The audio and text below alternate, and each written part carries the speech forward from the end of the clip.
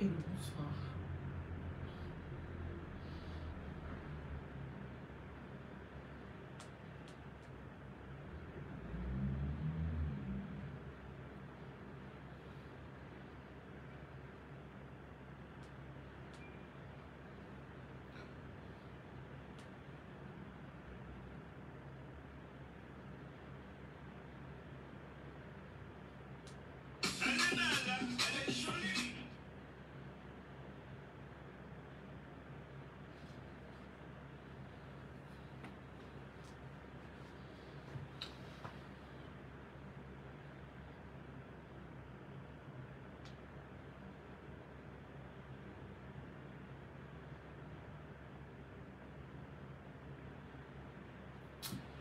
Hello Kikou tout le monde, bonsoir, bonsoir les miens, bonsoir mes chers compatriotes. J'espère que vous allez super bien.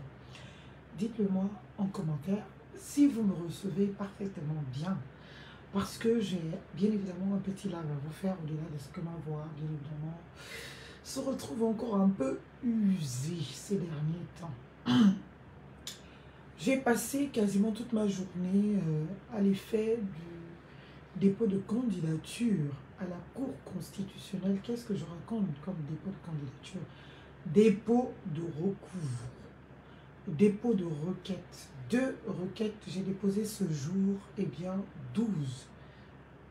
On n'est même plus le 12, là on est le 13 mai. Hier donc, 12 mars, eh bien à la Cour constitutionnelle, 2 requêtes, une portant sur l'invalidation de la candidature de M. Brice Clotaire Oligui Nguema, l'autre portant sur la validation naturellement de ma candidature, au titre bien évidemment de tout ce que j'ai développé à l'occasion bien évidemment de ces requêtes. Même si j'aurais voulu avoir un peu plus de temps, pour pouvoir bien évidemment faire au mieux une véritable, pas véritable, je veux dire, faire au mieux et au meilleur des déploiements au titre du respect d'un procès effectif, un procès équitable, eh bien, une procédure qui convenait à ce que j'aurais souhaité. Je pensais que, bien évidemment, de cette requête, il devait avoir le débat, peut-être, on n'en sait trop rien. On espère, on attend ces débats, et j'espère surtout que ces débats seront publics.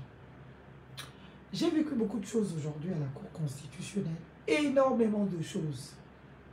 Certaines choses qui m'ont fait constater les tristes ou certaines réalités de notre pays, d'autres qui m'ont fait un peu chaud au cœur. Mais tout cela demain, je vous le traduirai bien évidemment à l'occasion de la conférence de presse que j'anime à lui, à l'immeuble jaune voisin, et bien à la PMI de lui, ou du moins au centre de santé de lui. J'y serai demain. Je voudrais vous y voir. J'invite donc toute la presse nationale et internationale à l'occasion de cette conférence de presse portant compte rendu justement de cette journée du 12 mars à la Cour constitutionnelle, portant compte rendu bien évidemment de ces 2 requêtes électorales introduites devant la Cour constitutionnelle au greffe de la Cour constitutionnelle hier 12 mars bien évidemment, pour que ma participation à l'élection d'une part soit confirmée parce que de droit, et pour que eh bien l'invalidation de la candidature de M. Brice Clotaire Oligui Nguema soit tout aussi constatée parce que de droit. Voilà donc l'objet de mes 2 requêtes ce jour. Ça a pris le temps que ça a pris, ça a pris toute la journée. Ça a bien évidemment été un moment assez particulier de difficultés, de réalité, et justement au-delà du fond et peut-être même de la forme de ces requêtes, je vais donc en informer l'opinion nationale et internationale de demain. Demain, 13 mars 2025. J'ai même oublié que c'était l'anniversaire de ma soeur aujourd'hui, tellement prise. 12 mars, je vais l'appeler, j'espère qu'elle ne dort pas encore. Je vous aime, je vous adore. Je vous souhaite de vous porter très agréablement bien. Je vous fais de gros bisous d'amour, chers compatriotes. Merci à vous tous qui êtes dans ce combat, malgré vous. Merci à tous ceux qui me soutiennent. Merci à tous ces journalistes que je découvre, qui se révèlent de talent pour les droits des femmes. Oh mon Dieu, quel lynchage, mais aussi quelle révélation. Je découvre bon nombre de nos compatriotes journalistes qui peuvent bien évidemment nous faire des documents absolument magnifiques de droit et qui sont l'espoir des aspirations profondes du peuple gabonais aujourd'hui, des aspirations profondes de la jeunesse gabonaise aujourd'hui que j'incarne. Quelqu'un me l'a dit aujourd'hui et je l'assume. Une jeunesse ambitieuse, une jeunesse qui ne se refuse rien. Enfin, il faut déjà que je vois si ma voix peut être de retour d'ici peu.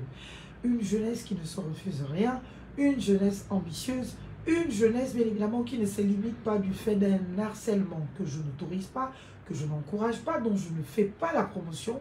Je lutte contre le harcèlement et d'autant plus le cyberharcèlement.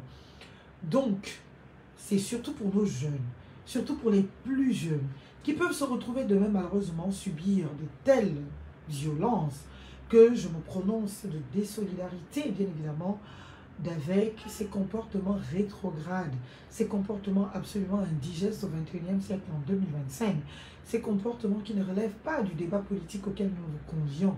Vivement que le débat politique soit, vivement que demain, vous soyez en capacité, bien évidemment, de contradiction. De toute façon, vous allez, au fur et à mesure de vos exaspérations, de vos expressions de haine, vous rendre compte que ce n'est pas le chemin à prendre. Le chemin à prendre, c'est celui de s'inspirer de celui qui fait ce qu'on aurait voulu faire et peut-être qu'on n'a pas encore le courage de faire. Le chemin à suivre, c'est bien évidemment au-delà de nos contradictions, au-delà de ce que chacun finisse par prendre sa voie, et bien que l'on soit à la hauteur des exigences de notre vie actuelle, de la situation de notre pays, de la transition que nous traversons, et bien des enjeux électoraux auxquels, bien évidemment, nous devons naturellement faire face. Donc, chers compatriotes, pour ceux-là qui s'inquiètent pour moi, merci pour votre soutien, merci pour votre grand intérêt à ma personne. Je vous l'ai dit, j'ai eu la chance, moi, d'avoir des prédécesseurs. J'ai vu comment ces prédécesseurs, bien évidemment femmes, ont été traités dans cet engagement politique. Aujourd'hui, moi, je viens encore casser tous les codes. Je suis une femme, je suis jeune, eh bien, je suis libre et je m'épanouis au mieux, bien évidemment, de mes goûts et de mes distractions, de mes hobbies.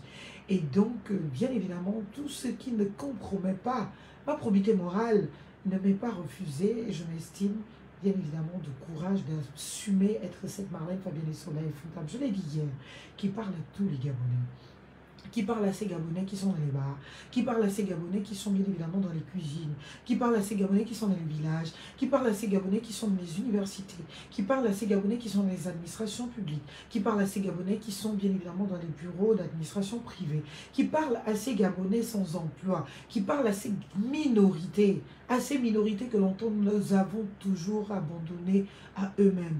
Nous allons parler des peuples autochtones, notamment des Pygmées. Nous allons parler bien évidemment des minorités sexuelles, des homosexuels. Nous allons parler de plein de choses parce que vous savez, notre pays a une histoire. Je sais que très vite, les gens vont capturer certaines de ces parties vidéo pour en faire encore des déploiements et bien qui leur conviennent. Je voudrais tout simplement appeler chacun à la responsabilité et à la lucidité qu'exige l'actualité de notre pays, la situation de notre pays. Et c'est par quoi nous sommes en train de passer. Notre pays doit recouvrer très rapidement ses lettres de noblesse. Et cela passe par une conscience absolue de ces citoyens qui décident de choisir demain des dirigeants en capacité d'incarner l'alternance. En capacité d'incarner non pas l'alternance, parce que là nous vivons une situation d'alternance, mais le changement à la tête de l'État. Je ne suis pas pour l'alternance, je suis pour le changement à la tête de l'État. Et aujourd'hui, justement, nous sommes en situation, de besoin absolu de changement à la tête de l'État pour que la République revienne, pour qu'elle recouvre ses lettres de noblesse, pour qu'elle s'établisse et surtout pour qu'elle permette à chaque Gabonais de vivre dignement dans son pays au travers d'un accompagnement de l'État qui met à disposition des outils, des mécanismes qui permettent justement à ces compatriotes-là de sortir de leur état de besoin pour enfin accéder à la dignité humaine, la capacité pour chacun de se soigner, la capacité pour chacun de s'instruire, d'être éduqué, de se former, d'avoir accès à un emploi. La réinsertion sociale et l'insertion sociale sont des causes nationales, bien évidemment, que je vais demain défendre, que je défends déjà. Je voudrais donc vous rappeler à ce besoin de faire la République au travers de laquelle, naturellement, se déploie la citoyenneté, celle effective. Et c'est pour cela que nous devons nous battre. Demain, à 14 heures, à lui, immeuble jaune, deuxième étage, porte des deux, eh bien, voisin à la PMI de lui ou au centre de santé de lui, 14 heures. J'invite donc la presse nationale et internationale à bien vouloir couvrir cet événement afin d'informer à l'opinion nationale et internationale bien, de toutes ces requêtes et cette journée absolument compliquée, bien évidemment, de traduction d'un état de droit fonctionnel. Mais bon, écoutez, ce n'est pas le plus important. Demain, nous aurons le temps de parler de tout cela et de parler de notre pays, de notre projet de société, de l'avenir de notre pays. Je vous aime. Je vous souhaite de vous porter très agréablement bien. Je vous souhaite une excellente soirée. Je vous souhaite une bonne nuit. Et on se dit, chers compatriotes, à très bientôt. Avec tout mon amour, vive la République pour que vive le Gabon. À très bientôt. Ciao. Bisous. Bye.